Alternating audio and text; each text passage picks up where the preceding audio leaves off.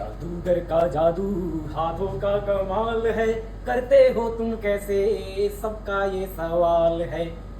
आप सोच रहे होंगे कि यार मैं इस तरह के गाने क्यों गा रहा हूँ, क्योंकि मैं कुमार सानू का फैन हूँ और कुमार सानू का ये गाना था जादूगर फिल्म में, जो कि 1986 में आई थी। और इसी जादूगर के रोल से, इसी मैजिशियन के रोल से मैं आपको एक चीज आज एक्सप्लेन करूंगा जिसका नाम है इंथैल्पी। ये एक बेहतरीन चीज है।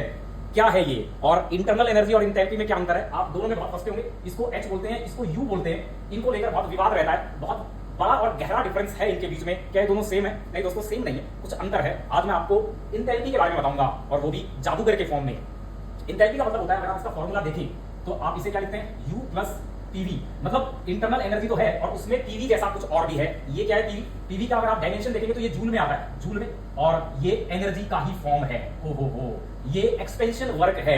इसको आप एक एनोलॉजी से समझिए। मतलब इंथैल्पी का मतलब होता है टोटल एनर्जी। जब भी कोई सिस्टम दुनिया में एग्जिस्ट करता है, बनता है आउट ऑफ नथिंग। मतलब अगर मान लीजिए आपके पास एक रैबिट है, जैसे मान लीजिए मैजिशियन होता है, मैजिशियन क्या करता है 1 to 9 11, उसमें अमिताभ बच्चन क्या करता था 1 to 9 11 करता था, और कुछ भी कबूतर, सांप, रैबिट कुछ भी बना देता था। तो जैसे मान लीजिए मैंने 1 to 9 11 किया और एक रैबिट बन गया। तो ये जो रैबिट बनाना, दरअसल इस रैबिट की जो टोटल एनर्जी है ना, वो उसकी इंटरनल एनर्जी के बराबर नहीं है। उस रैबिट में जो एनर्जी है उसमें दो तरह की एनर्जी इन्वॉल्व है। एक तो जैसे वो रैबिट बनेगा, खरगोश जैसे ही बनेगा, तो वो जो खरगोश आपको दिख रहा है उसमें जो स्टोर्ड एनर्जी है वो है इंटरनल एनर्जी। और साथ में जब ये रैबिट बना, ये टेबल पर जैसे ही आया तो इसने क्या किया, इसने एक काम और किया। पहले क्या था, पहले इस पूरी जगह पर, जब रैबिट नहीं था तो इस पूरी जगह पर क्या था, एटमॉस्फेयर था, एयर थी।